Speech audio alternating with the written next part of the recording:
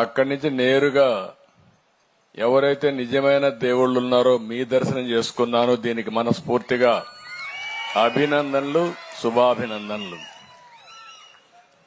ఈరోజు ఇక్కడ మనందరం చూస్తే అన్నా క్యాంటీన్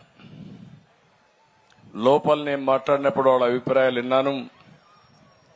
ఇక్కడ మాట్లాడుతూ ఉంటే వాళ్ళ మనోభావాలు ఏ విధంగా ఉన్నాయో చూసిన తర్వాత ఇది నాకు ఎంతో తృప్తినిస్తా ఉంది. ఏ వ్యక్తి అయినా పేదలకు కడుపు నిండా తిండి పెట్టగలిగితే దానికంటే జీవితంలో ఏది సాటిస్ఫాక్షన్ ఎక్కువగా ఇవ్వదని మరి ఒక్కసారి మీకు అందరికీ తెలియజేస్తున్నా. అలాంటి కార్యక్రమానికి ఈరోజు శ్రీకారం చుట్టాం. అయితే ఈ ప్రదేశం కూడా ఎన్టీ రామారావు గారు పుట్టిన స్థలం, మొదటిసారి ఎమ్మెల్యే అయిన నియోజకవర్గం గుడివాడ. తెలుగుదేశం పార్టీ ఎప్పుడూ గుడివాడకు రుణపడి ఉంటుంది, దాంట్లో అనుమానమే లేదు. ఫౌండర్ మెంబర్ యొక్క నియోజకవర్గం ఈ కాన్స్టిట్యున్సీ. అలాంటి నియోజకవర్గంలో ఈరోజు అన్నా క్యాంటీన్ పునఃప్రారంభించే దుర్మార్గమైన కార్యక్రమాల వల్ల మళ్లీ దాన్ని మనం అధికారం రాకపోయి ఉంటే పెట్టేవాళ్ళం కాదేమో గాని ఈరోజు మళ్లీ ప్రారంభించాం. ఈ గుడివాడలో 3 క్యాంటీన్లు పెట్టాలనుకున్నాం. ఇప్పుడు 2 రెడీ అయినాయి. తొందరలో అది కూడా ప్రారంభిస్తాం. ఎన్టీ రామారావు గారు పుట్టిన ఈ స్థలంలో ఎవ్వరు కూడా తిండి లేదనకుండా ప్రతి ఒక్కరిని ఆదుకునే బాధ్యత తెలుగుదేశం ఎన్డీఏ ప్రభుత్వం తీసుకుంటాం. అయితే 4వ నేను ముఖ్యమంత్రి. ఎన్నో కార్యక్రమాలు చేశాను. ఆ కార్యక్రమాలన్నింటికంటే కూడా ఇలాంటి మంచి కార్యక్రమానికి శ్రీకారం చుట్టిన దానికి నా మనసుకు ఎంతో సంతోషంగా ఉంది. మీరు ఒక్కసారి చూస్తే ప్రతి ఒక్కరం బతికేది జానుడి పొట్ట కోసమే. తర్వాత అవసరాలు వస్తాయి, ఆ తర్వాత లగ్జరీస్ వస్తాయి. తిండి అనేది ప్రతి ఒక్కరికి కడుపు నిండా తిండి తినాలని ఆశిస్తాం. ఇంకా అరాకొర కడుపు నిండా తినే పరిస్థితి వచ్చిందంటే చాలా బాధేస్తుంది. అయితే ఓసారి చరిత్ర కూడా డొక్కా సీతమ్మ నిన్నుంటారు మీరు. ఈస్ట్ గోదావరిలో గన్నవరంలో ఉండేది. ఆ రోజుల్లో ఎవరైతే గోదావరి దాటి వస్తే ఎన్నో ఇబ్బందులున్నాయని వంట చేసి వచ్చిన వాళ్ళందరికీ తిండి పెట్టేది. అందుకే ఇప్పటికి కూడా డొక్కా సీతమ్మ అంటే అన్నదానం చేయడంలో మేటైన మహిళగా చరిత్రలో మిగిలిపోయింది, శాశ్వతంగా గుర్తుపెట్టుకుంటున్నాం.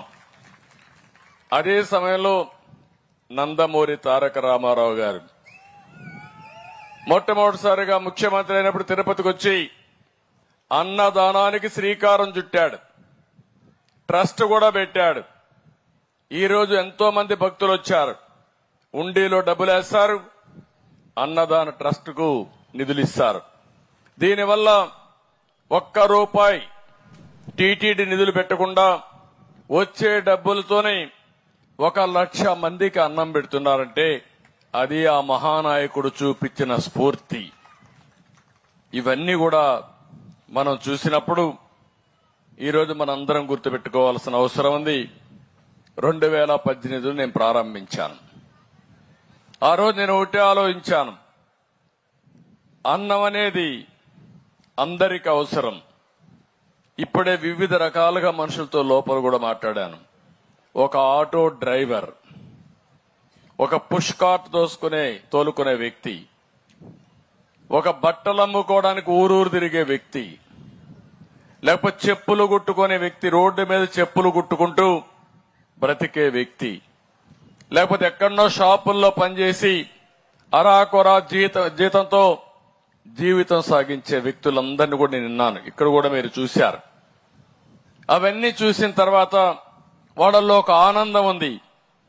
మేము సంపాదించే ₹300 లేకపోతే ₹200 ₹100 మధ్యాహ్నం అన్నానికి సరిపోతే కుటుంబాన్ని ఏ విధంగా పోషిస్తానని బాధపడే పరిస్థితి వచ్చింది.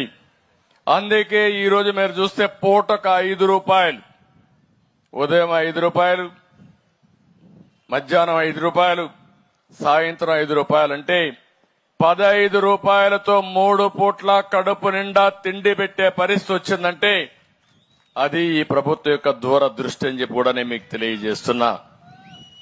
ఇంకో పక్కన ఈరోజు మనందరం గుర్తుపెట్టుకోవాల్సింది, ఆ రోజు 203 అన్నా క్యాంటీన్లు పెట్టాం. 1,41,000 మందికి రోజుకు తిండి పెట్టాం. 130 కోట్ల రూపాయలు ఖర్చు పెట్టాం. దగ్గర 4,60,00,000 మందికి అప్పటికే భోజనం పెట్టి ముందుకు తీసుకుపోతే ప్రభుత్వం అనేది మంచి కార్యక్రమాల్ని కొనసాగించేది ప్రభుత్వం. కానీ ఆనాటి ప్రభుత్వం యొక్క విధ్వంస కార్యక్రమాల్లో అన్నా క్యాంటీన్ కూడా బలైపోయే పరిస్థితి వచ్చింది. నాకు ఎన్నోసార్లు చెప్పాం, ఎందుకు మీకు ఇంత కోపం అన్నా క్యాంటీన్ పైన?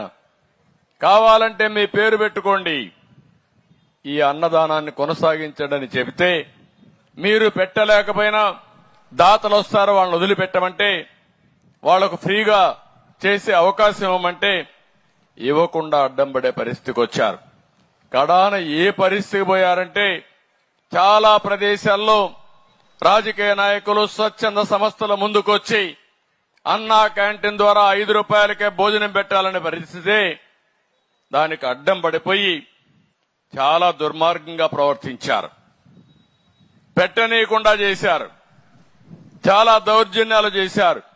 అన్నం పెట్టే వాళ్ళను కూడా పెట్టనీయకుండా అడ్డుకున్నారంటే ఎలాంటి ప్రభుత్వం ఉందో మనం ఒక్కసారి ఆలోచించుకోవాల్సిన అవసరం ఉంది. ఈ రోజు ఇక్కడ కూడా మీరు చూశారు అన్నా క్యాంటీన్ ని. నేను మామూలు స్టాండర్డ్స్ లో పెట్టలేదు దీన్ని. ఒక మంచి బిల్డింగ్, మంచి ప్రదేశంలో బెస్ట్ స్టాండర్డ్స్ తో కట్టాం. అన్నం కూడా నాణ్యమైనది, పౌష్టికాహారం ఉండేది, ఇవన్నీ తీసుకొచ్చాం.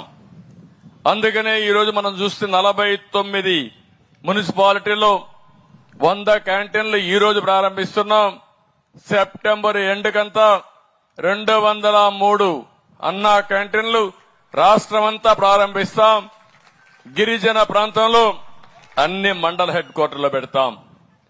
రోజుకు 350 మందికి అన్నం సరఫరా చేసే కార్యక్రమాన్ని తీసుకుంటున్నాం. అవసరమైతే కొంతమంది ఇక్కడ రద్దీగా ఉంటే దాన్ని పెంచుకోవడానికి కూడా వెసులుబాటు ఉంటుందని చెప్పి కూడా నేను మీకు తెలియజేస్తున్నా. ఈ రోజు ఈ క్యాంటీన్లో మీరు చూస్తే ఒక రోజుకు 350 మందికి 26,250 రూపాయలు అవుతుంది. 100 క్యాంటీన్లకి 26 లక్షలు అవుతుంది. 203 క్యాంటీన్లు ప్రారంభిస్తే 53,28,000 రూపాయలు ఖర్చు అవుతుంది. సంవత్సరానికి 200 ఖర్చు అవుతుంది. నేను అడుగుతున్నా, ఈ 200 ఖర్చు అవుతుందనే ఉద్దేశంతో పేదవాళ్ల పొట్టగొట్టింది గత ప్రభుత్వం. అన్నా క్యాంటీన్ పెత్తందారి అని అడుగుతున్నా మిమ్మల్ని. పేదవాళ్లకు తిండి పెట్టడం మనందరి కనీస బాధ్యత. ఈ రోజు ఇక్కడ నేను చూశాను, సంస్థ కూడా మీరు ఒకసారి చూస్తే ఈ క్యాంటీన్ లో మనం వడ్డించే ఆహారం కూడా పూటకు 34 రూపాయలు పడుతుంది. బ్రేక్ఫాస్ట్ మాత్రం 22 రూపాయలు పడుతుంది. మొత్తం 90 రూపాయలు అవుతుంది. 15 రూపాయలు పే చేస్తే 75 రూపాయలు ప్రభుత్వం గాని, డోనర్స్ గాని, దాతలు గాని ఖర్చు పెట్టే పరిస్థితికి వస్తున్నాం. ఇక్కడ ఆర్గనైజేషన్ లో కూడా 1 రూపాయి ప్రాఫిట్ తీసుకోరు. హరే కృష్ణ చారిటబుల్ ఫౌండేషన్ ఈ క్యాంటీన్ రన్ చేయడానికి ముందుకొచ్చారు. ఈరోజు దేశంలో రోజుకు 23 లక్షల మందికి అన్నదానం చేసే ఏకైక సంస్థ ప్రపంచంలో హరే కృష్ణ చారిటబుల్ ఫౌండేషన్ అక్షయ పాత్ర. ఎక్కడా ఇంత పెద్ద వ్యవస్థ లేదు. దగ్గర మీరు ఒకసారి చూస్తే దీనికోసం 11 సెంట్రల్ కిచెన్స్ పెట్టారు. ఆధునికమైన ఎక్విప్మెంట్ పెట్టారు. అక్కడ కూడా పరిశుభ్రంగా తయారు చేసి ఇవన్నీ సరఫరా చేసే పరిస్థితికి వచ్చారు. ఇక్కడ చాలా మందిని చూస్తున్నాను. వాళ్ళని మనస్ఫూర్తిగా అభినందిస్తున్నా. నేను అన్నా క్యాంటీన్ పెడతానంటే ఆ రోజే రాజుగారు శ్రీనివాసరాజు ₹1 కోటి విరాళం ఇస్తానని ముందుకొచ్చిన వ్యక్తి శ్రీనివాసరాజు గారు. ఆయన ఒక మాట చెప్పాడు, మీరు ముఖ్యమంత్రి అయ్యారు, ఇక్కడ భూమి విలువ పెరిగింది, నాకు ₹100 కోట్ల ముందు కంటే ఎక్కువ ఆదాయం వచ్చే పరిస్థితి వచ్చింది, అందుకే ₹1 కోటి అన్నా క్యాంటీన్కి ఇవ్వాలని చెప్పి నిర్ణయించుకున్నానని వచ్చి స్వచ్ఛందంగా ముందుకు వచ్చి చెప్పిన వ్యక్తి శ్రీనివాసరాజు గారు. నిన్న అదే మరిగా భువనేశ్వర్ గారు కూడా అన్నా క్యాంటీన్కి ₹1 కోటి ఇస్తామని ముందుకు వచ్చి ₹1 కోటి డొనేట్ చేశారు. ఇవన్నీ కూడా శుభ పరిణామాలు. నేను ఒకటే మిమ్మల్ని అందరినీ కోరుతున్నా, అన్ని దానాల కంటే అన్నదానం ఒక పవిత్రమైనది, ఒక మంచి పుణ్య కార్యక్రమం. నేను ఒకటే ఆలోచించేది, ప్రభుత్వం పెట్టగలుగుతాం, వేల లక్షల కోట్ల రూపాయలు ఖర్చు పెడుతున్నాం, అన్నా క్యాంటీన్ పెట్టగలుగుతాం. గాని నా ఆలోచన ఈరోజు మీ దగ్గర నుంచే స్వచ్ఛందంగా సేవాభావంతో పనిచేసే దాతల ముందుకు రావాల్సిన అవసరం ఉంది. ఈరోజు డబ్బులు సంపాదించడం ముఖ్యం, సంపాదించే డబ్బుల్ని సద్వినియోగం చేయడం కూడా అంతే ముఖ్యం. అందుకే ఈ రాష్ట్రంలో ఉండే అందరికీ పిలిపిస్తున్నా, స్వచ్ఛందంగా ముందుకొచ్చి మీరిచ్చే విరాళాల ద్వారా అన్నా క్యాంటీన్ రన్ చేసి ఇది శాశ్వతంగా నిరంతరం కొనసాగించే కార్యక్రమం కింద ఒక అటానమస్ గా తయారు చేయాలని నా సంకల్పం.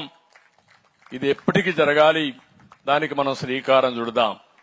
మీ ఇంట్లో మీకెవరికైనా పెళ్లి జరిగినా కొంచెం ఖర్చు తగ్గించుకోండి, అన్నా క్యాంటీన్కి ఇవ్వండి, ఒక క్యాంటీన్కి ఇవ్వండి, లేకపోతే రాష్ట్రం అంతా పెట్టండి, లేకపోతే మీ జిల్లాలో పెట్టండి, లేదు 1,00,000, 2 లక్షలు, 3 లక్షలు విరాళాలు ఇవ్వండి. కానీ ఇది చనిపోయిన తర్వాత కూడా ఇప్పుడు కూడా మీకు మంచి జరుగుతుంది. ₹10 మంచి కార్యక్రమానికి ఖర్చు పెడితే భగవంతుడు ₹100 సంపాదించే మార్గం మీకు చూపిస్తాడు, ఆశీస్సులు ఇస్తాడని చెప్పి కూడా నేను మీకు తెలియజేస్తున్నా. అందుకని దీనిపైన డిజిటల్ విరాళాలు కూడా సేకరించాలని చెప్పి ముందుకు పోతున్నాం. దానికి కూడా శ్రీకారం చుడతాం. ఇక్కడికి వచ్చినప్పుడు మీరు చూశారు, నేను ఈరోజు ఏదైతే 78వ స్వాతంత్ర దిన సందర్భంగా నేను ఒక ఉపన్యాసం చెప్పాను. ఇప్పుడే నా మెసేజ్ ఒకటి ఇచ్చాను. అందులో మీరు చూస్తే రాబోయే 23 ఏళ్ల తర్వాత మన దేశం 100 సంవత్సరాల స్వాతంత్ర దిన ఉత్సవాలు జరుపుకుంటున్నాం. 23 ఏళ్లే. ఈ 23 ఏళ్లలో మనం అందరం సంకల్పం చేసి ఒక పద్ధతి ప్రకారం పనిచేసి ప్రపంచంలోనే అగ్రదేశంగా తయారవుతాం. నాకు ఏమాత్రం అనుమానం లేదు. మీరందరూ గాని 19 నుంచి గవర్నమెంట్ కంటిన్యూ అయ్యుంటే ఇప్పటికి ఎక్కడికి పోయేవాళ్ళం నాకే తెలియదు, ఎక్కడికో అభివృద్ధి చేసేవాళ్ళం. మీరందరూ అనుకున్నారు 2004లో ఆ రోజు నేను ముఖ్యమంత్రిగా ఉన్నాను. అప్పటి వరకు హైదరాబాద్ గాని మొత్తం రాష్ట్రంలో అనేక అభివృద్ధి కార్యక్రమాలు చేశాం. ప్రతి ఒక్కరు ఊర్లో ఇంజనీరింగ్ కాలేజీలు పెట్టాం, మీ పిల్లల్ని ఇంజనీర్లు చేశాం. దానితో హైదరాబాద్ అంతా కూడా బాగా అభివృద్ధి అయింది. నాకంటే ఇంకా కొత్తగా వస్తే బాగా చేస్తారని మీరు ఆ రోజు ఓట్లు వేరే పార్టీకి వేశారు. దాని పర్యవసానం 2014 రాష్ట్రం 2గా విడిపోయే పరిస్థితికి వచ్చాం. అది జరిగింది. మళ్లీ నేను ఒక ప్రతిష్టగా తీసుకున్నాను. మళ్లీ రాష్ట్రాన్ని ఘాటిలో పెట్టాలని చెప్పి ఆలోచించాను. ఎప్పుడూ జరగని విధంగా మీరు చూస్తే 120 సంక్షేమ కార్యక్రమాలు ఇస్తూ అభివృద్ధి కార్యక్రమాలు చేస్తూ సంపద సృష్టించే మార్గాలకు ముందుకు పోయాం. దానివల్ల 13.5% జీఎస్టీపీ అభివృద్ధి అయింది. పేదవాళ్ల తలసరి ఆదాయం, అందరి తలసరి ఆదాయం పెరిగింది. మీ జీవన ప్రమాణాలు పెరిగాయి. కానీ 2019లో మళ్ళీ మీ ఆలోచన మారింది. ఒక సైకోని తీసుకొచ్చుకున్నాం. అక్కడి నుంచి ప్రారంభమైంది గుద్దుడే గుద్దుడు, బూతులే బూతులు. నేను అడుగుతున్నా, ఈ నియోజకవర్గంలో ఎప్పుడైనా ఇలాంటి మీటింగ్ జరిగిందా అని అడుగుతున్నా మిమ్మల్ని. ఎన్టీ రామారావు గారు కట్టిన స్టేడియం అది, మా పార్టీ కట్టిన స్టేడియం అవునా కాదా అని అడుగుతున్నా. నేను ఇక్కడ రాలేకపోయా. అంటే ఏంటి ఆ అరాచకం, ఏంటి ఆ విధ్వంసం? మాట్లాడితే బూతులు. ఈ కాన్స్టిట్యున్సీలో ఏం జరిగిందో మీరు చూశారు. ఆడబిడ్డలు కూడా సోషల్ మీడియాలో కడాన అందరూ ఉన్నారు. నాకు కూడా తప్పలేదంటే ఆ బాధలు. ఎలాంటి పరిపాలన సాగిందో ఒక్కసారి మీరు ఆలోచించండి. అలాంటి మాఫియా ఒకటి కాదు, అన్ని మాఫియాలే. మామూలు కాదు, వీళ్ళు అంతా ఎక్కడ దొరికింది అక్కడ దోచేసుకున్నారు. ఇసుక మాఫియా, లిక్కర్ మాఫియా, కడాన పేదవాళ్లకు దొరికే ఇచ్చే పీడీఎస్ లో కూడా ఏదైతే రైస్ ఇస్తామో అందులో కూడా రీసైక్లింగ్, రేషన్ రైస్ కూడా రీసైక్లింగ్. ఇంకా భూ కబ్జాలు ఇంకా మామూలు కాదు. మీరు మాట్లాడలేరు, మీకోసం వస్తే మమ్మల్ని కూడా చూసే పరిస్థితిలో మీరు లేరు. అలాంటి క్యాసినో, మా తమ్ముడు చెప్తున్నాడు, క్యాసినో ఇక్కడ ఆడిస్తే ఇదేంటి మరి చేస్తున్నారంటే దానిపైన దాడి. అన్ని మనం చూసాం, బూతులు. అందుకే తల్లి నేను అసెంబ్లీకి పోవడం మానేశా. ఆ రోజే నేను చెప్పా, ఇది గౌరవ సభ కాదు, కౌరవ సభ. మళ్లీ క్షేత్రస్థాయిలో గెలిచి అసెంబ్లీని గౌరవ సభగా చేసి ఎంటర్ అవుతారని చెప్పాను. ఏమమ్మా ఇప్పుడు ఎక్కడన్నా బూతులు వినపడొస్తున్నాయా మీకు? ఎక్కడన్నా భూ కబ్జాలు కనపడొస్తున్నాయా అని అడుగుతున్నా మిమ్మల్ని. మీరందరూ కూడా ఈ రోజు ఫ్రీగా నవ్వుతున్నారు. నాకు ఎంతో సంతోషం. అప్పుడు నవ్వు కూడా నోచుకోలేదు మనం, అవునా కాదా? ఈరోజు స్వాతంత్రం వచ్చిన సందర్భంగా మనం గుర్తు చేసుకుంటే స్వేచ్ఛగా మాట్లాడుకోలేకపోయాం, ఫ్రీగా నవ్వలేకపోయాం. ఆ వ్యక్తిని చూస్తే నవ్వితే కొడతారు, ఏడిస్తే మళ్ళా కొడతారు, కేసులు పెడతారు. ఇంట్లో నుంచి బయట రావాలంటే ఇంట్లో హౌస్ అరెస్టులు చేస్తారు. ఆయన వచ్చుంటే ఇవన్నీ చెట్లు కొట్టేసేవాడు. నేనేమన్నా చెట్లు కొట్టానా అని మిమ్మల్ని అడుగుతున్నా. పరదాలు కట్టుకొని వచ్చేవాడు, పరదాలు కట్టానా నేను అడుగుతున్నా. మా ఆఫీసర్లు అయితే రెడ్ కార్పెట్లు వేసేవాళ్ళు. నేను చెప్పా, రచ్చబండే నా యొక్క స్టేజీ, ఎక్కడ అతిగా చేయొద్దని చాలా స్పష్టంగా చెప్పి నేను ఒకటే చెప్పాను, సింపుల్ గవర్నెన్స్ ఉండాలి, ఎఫెక్టివ్ గా ఉండాలి. నేను కూడా మీలో ఒకటిగా తిరిగి మీ సమస్యలు అర్థం చేసుకుంటా. భగవంతుడు ఎంత శక్తి ఇస్తే అంత శక్తిని ఉపయోగించి మీ జీవితాల్లో వెలుగు తీసుకురావడానికి ముందుకు పోతానని చాలా స్పష్టంగా చెప్పాను. అదే ఆచరిస్తున్నా. అందుకే ఈరోజు నేను అడిగినప్పుడు 3-4 విషయాలు అడిగాను. ఈ అమ్మాయిని అడిగాను, ఏం చేస్తావమ్మా అని అడిగాను. ఆ అమ్మాయి ఊర్లన్నీ తిరిగి అమ్మితే మా కలెక్టర్కి ఆదేశాలు ఇచ్చా. ఆమె ఇంకా సులభంగా వ్యాపారం చేసుకోవడానికి ఒక మఫెడ్, అది కూడా ఎలక్ట్రికల్ మఫెడ్ కొని ఇంట్లోనే ఛార్జ్ చేసుకుని దర్జాగా ఊర్లో ఎక్కడ తిరగాలని తిరిగేసి సాయంత్రానికి ఇంటికి వచ్చే స్కూటర్ని కొనిమ్మని చెప్పి ఆదేశాలు ఇచ్చానని చెప్పి కూడా నేను మీకు తెలియజేస్తున్నా. అదే మరి ఈ తమ్ముడికి కూడా ఆటో ఉంది. నాకు అది కూడా మంచి ఉదాహరణ.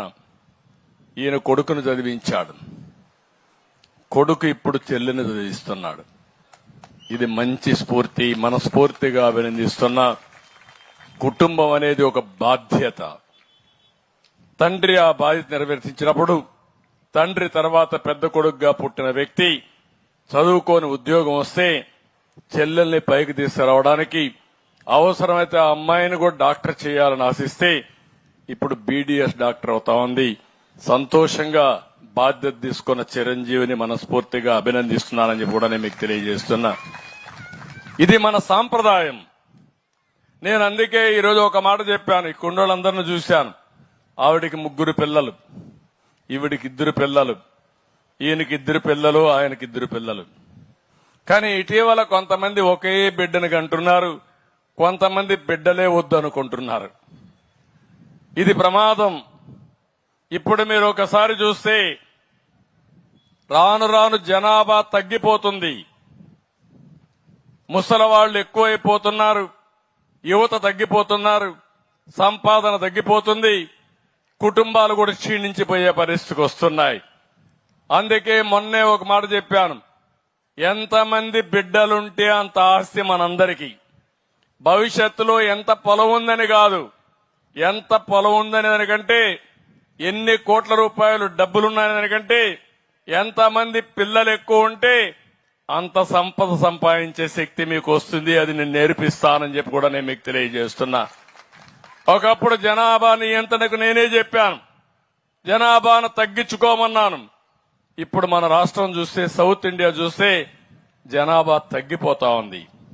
అంటే చనిపోయే వాళ్ళు పుట్టే వాళ్లకు చూస్తే చనిపోయే వాళ్ళు ముసలి వాళ్ళు ఎక్కువ అవుతున్నారు, పుట్టేవాళ్లు యంగ్స్టర్స్ తగ్గిపోతున్నారు. ఇది ప్రమాదకరమైనటువంటి పరిస్థితి. దీన్ని అధిగమించాలంటే మళ్ళా మనలో చర్చ జరగాల్సిన అవసరం ఉంది. ఇంకో పక్కన నేనందరికీ మీ అందరికీ ఒకటే చెప్తున్నా, నేను పేదవాళ్ల కోసమే పనిచేస్తాను. అందుకే ఈ రోజు కూడా చెప్పాను, జీరో పావర్టీ. ఏ గ్రామంలో కూడా పేదవాళ్లు లేని గ్రామాన్ని తయారు చేసుకోవడం మీ బాధ్యత. రాష్ట్రంలో పూర్తిగా పేదరికాన్ని నిర్మూలించి జీరో పావర్టీతో ముందుకు పోవడం నా బాధ్యతగా నేను తీసుకున్నా, సవాలుగా తీసుకున్నానని చెప్పి కూడా నేను మీకు తెలియజేస్తున్నా. సంపద ఏ కొద్ది మందికో పరిమితం కావడం కరెక్ట్ కాదు.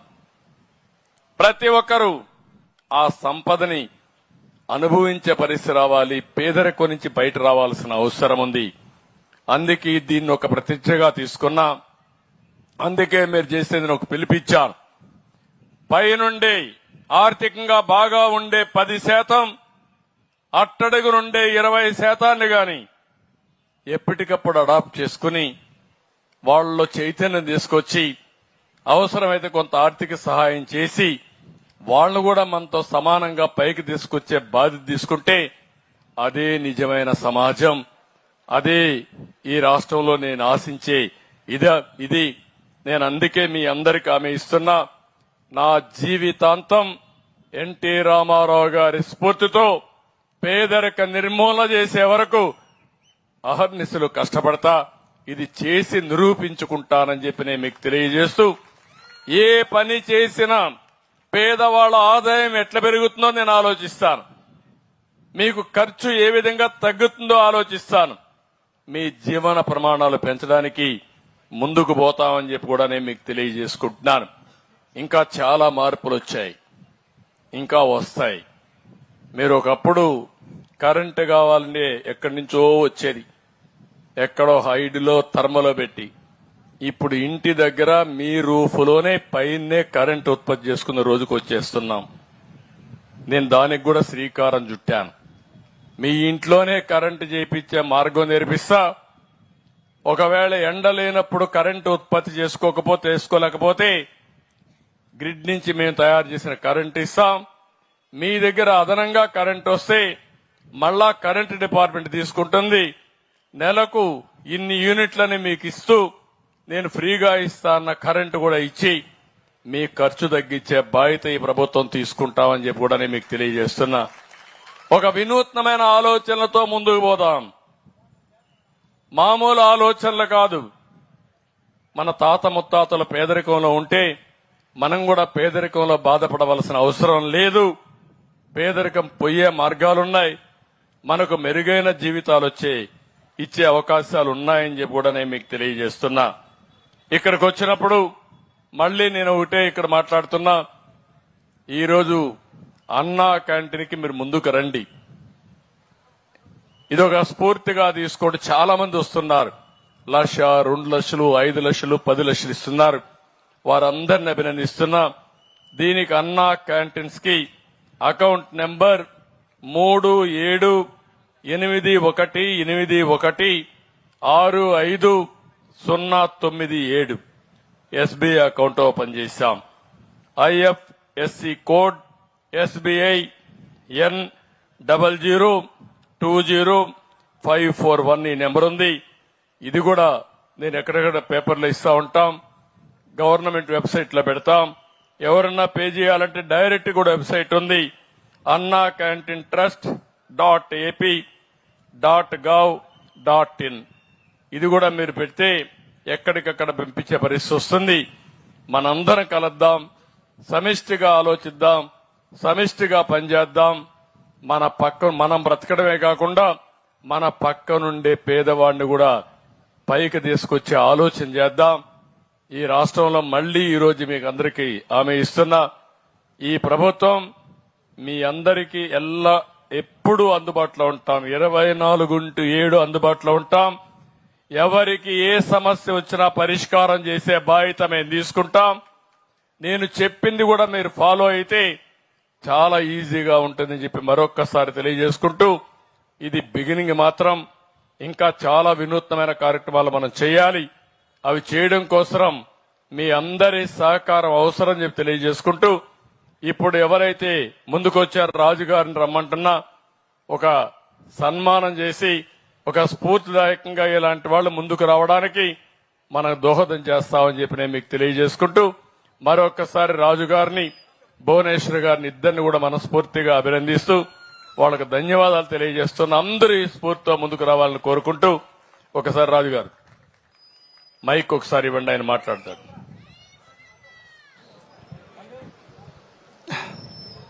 అందరికీ నమస్కారం అండి.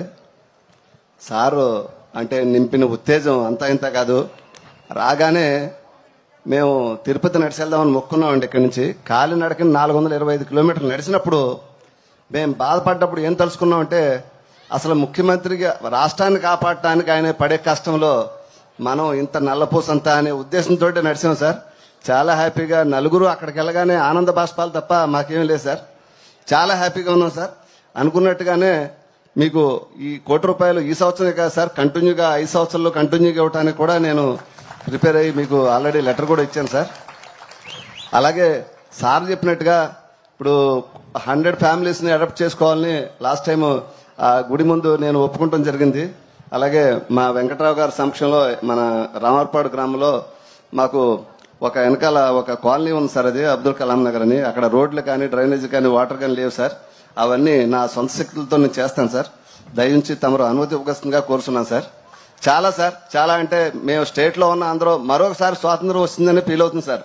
యాక్చువల్ గా మీరు రాగానే 100% ఇప్పుడు అంటే ఇండియా అంతా స్వాతంత్రం రావడం కాదు, ఆంధ్రప్రదేశ్ కి మీరు రావడం తోటి స్వాతంత్రం వచ్చిందని ఫీల్ అవుతుంది sir. Thank you very much sir.